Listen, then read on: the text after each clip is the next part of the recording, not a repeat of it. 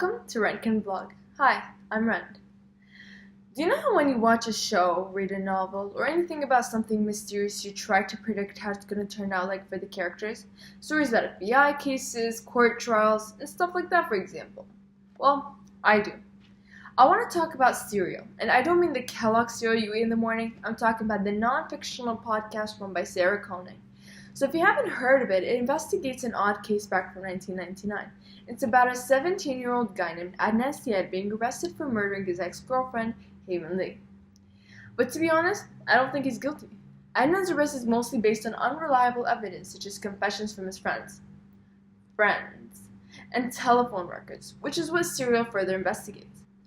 I decided to do a little digging for myself, and let's call this episode Investigation Done by Rent to Prove Adnan's Innocence. That'll do.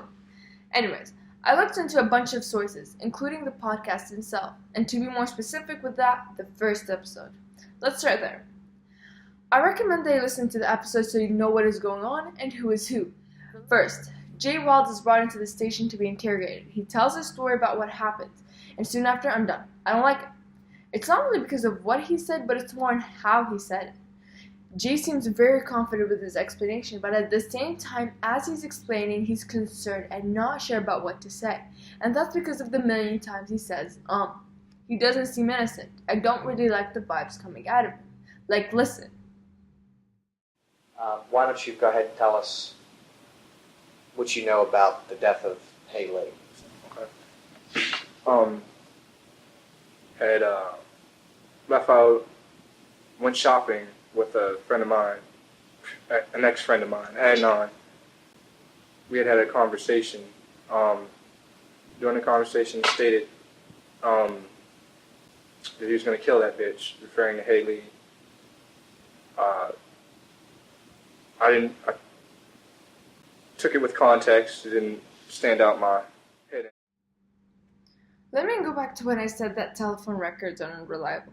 The reason it is unreliable in this case is because Jay mentions that Adnan has left his phone with him, but he never mentions giving it back. Supposedly that night, the boys go bury his body. The only evidence that connects Adnan to the park at the time of the burial is by his telephone records. But what if the phone was still with Jay, and Jay was the one who buries the body? What if he killed him? The next section of the podcast I've been taking note of is when Sarah tells Adnan the amazing news of getting in contact with Asia. Adnan barely reacts at all. Listen. I'm good. I was just talking to Asia McLean. Okay.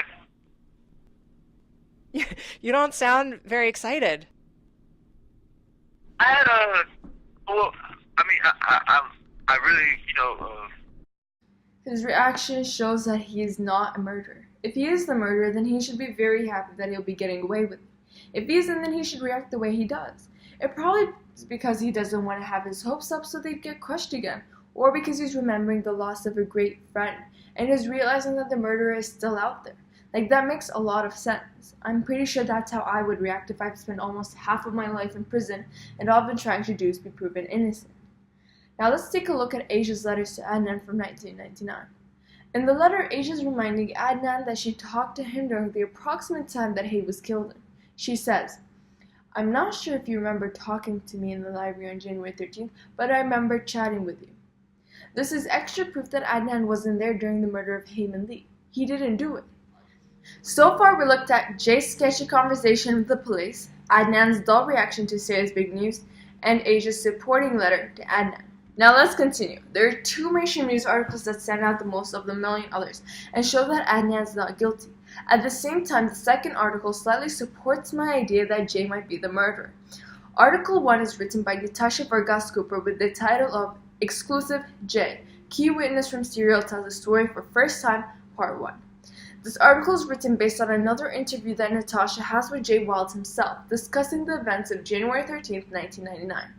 By reading this article, I believe more in the fact that Jay is the murderer.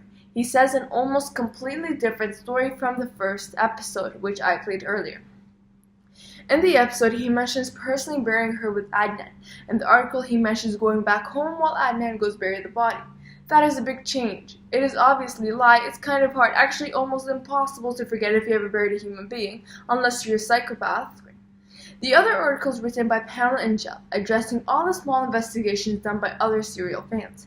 The article is titled, Redditors Are Trying to Solve a Murder That's at the Center of the Wildly Popular Serial Podcast.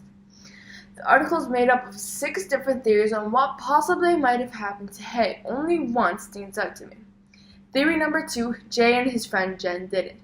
The theory is that Hay might have known that Jay and Jen are having an affair. Hay wants to protect her best friend Stephanie from a broken heart since she is Jay's girlfriend. So Jen and Jay meet up with Hay at Best Buy and then they kill her. This makes sense because Jay talks quite a bit about hanging out with Jen throughout the podcast and not as much with Stephanie. That's it for now. Conclusion, I'm convinced that Adnan Syed is innocent. I'm convinced that Jay Wilds is guilty. It's because Jay becomes very sketchy with the police. Adnan doesn't react happy when new supporting evidence arises. Asia fully supports Adnan being innocent.